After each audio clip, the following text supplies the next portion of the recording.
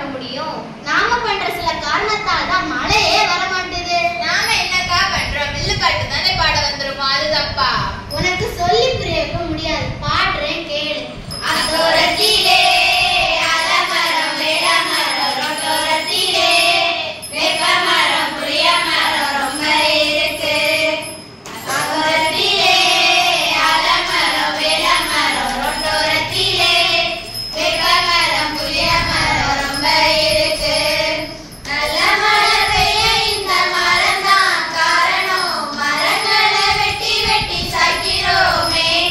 வாகனங்கள் புகையில் சுற்றுச்சூழல் கெட்டதே. வானமழை பெய்வதில் சிக்கலாச்சே. மரங்களை வெட்டுவதை இப்பொழுது விட்டுடுவோம். அத்தோரத்திலே ஆலமரம் வேலமரம் ரொட்டோரத்திலே வேப்பமரம் புளிய மரம் ரொம்ப இருக்கு.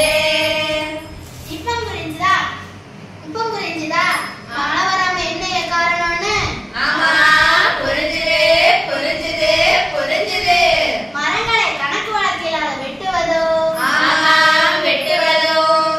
சாலை விரிவாக்கம் என்னும் பேர்ல மரங்களை வெட்டுவதும் தான் காரணம். ஆமா. ஓ சரிங்கக்கா. ஓ அதுதானே, வீட்டுக்கு ஒரு மரம் வளர்ப்போம்னு எல்லா பக்கமும் சொல்லி வச்சிருக்காங்க. இன்னைக்கு வீட்டுல 4 மரக்கன்று நட்டு வச்சிருக்காங்க. ஆனா கிணத்துல தண்ணி வத்தி போய் கிடக்கு. அது நம்ம என்னக்கா பண்றது?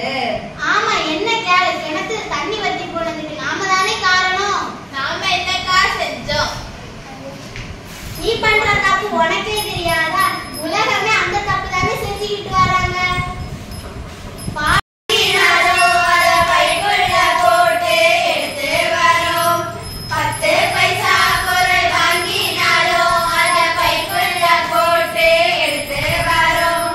பிளாஸ்டிக்கால செஞ்ச பைய எடுத்து ஒரு மூலையில போட்டு வச்சிருவோம். பிளாஸ்டிக்கால செஞ்ச பைய எடுத்து ஒரு மூலையில போட்டு வச்சிருவோம். மக்காத நெகிழி பை மண்ணுக்குள்ள சிக்கி போய் மழை நீர பூமிக்குள்ள போகாம தடுத்து கிளி கூட வத்தி போக வச்ச இந்த மக்காத பைகளை வாங்காம விட்டுடுவோம். 10 பைசா பொருள் வாங்கினாலும் அத பைக்குள்ள போட்டு எடுத்து வரோம். இப்ப புரிஞ்சுதா? மழை நீர் மண்ணுக்குள்ள போனா அது நிலத்தடி நீர் மட்டும் உயரும். கிணத்துல தண்ணி வத்தாம இருக்கும். இத்தினூண்டு பைதானக்கா, இது எப்படி போய் நிலத்தடி நீரை தடுக்கும்? அட நீ மட்டுமா பிளாஸ்டிக் பை வாங்கி யூஸ் பண்ற? உலகமே அந்த பை தானே வாங்கி யூஸ் பண்ணிட்டு தூக்கி போடுறாங்க. அறிவியல் வளர்ச்சிக்காக பிளாஸ்டிக் பைகளை பயன்படுத்திட்டு தூக்கி போடுறாங்க. அப்ப எப்படிக்கா அவசரத்துல பொருள் வாங்குறது? மஞ்சள் பையில வாங்க. நம்ம அம்மா அப்பா காலத்துல சந்தைக்கு போனா தேக்கையில வாழை இலைன்னு மீன் வாங்குறாங்க. இந்த காலத்துல சந்தைக்கு போனா நெகிழின்னு கூவி விற்கிறாங்க.